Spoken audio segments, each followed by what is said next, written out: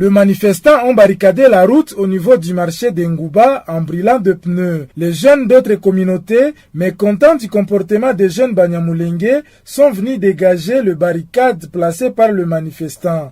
Le jet de projectiles s'en est suivi entre les deux parties.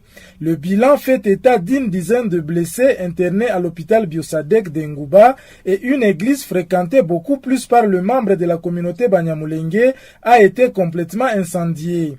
Un leader de la communauté Banyamulenge, Enoch Rugerangabo, a regretté cet acte. Pourtant, un climat de solidarité des communautés régnait déjà au Sud Kivu. Il pense que les initiateurs de ces incidents jouent les jeux de l'ennemi et appellent les membres de sa communauté et autres au calme.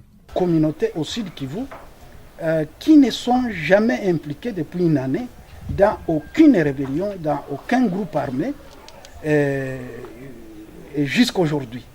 Alors, accuser cette communauté d'être de M23, c'est donner justement les arguments au M23, puisque ce genre d'accusation, c'est ce qu'ils veulent, pour étendre leur guerre au Sud Kivu.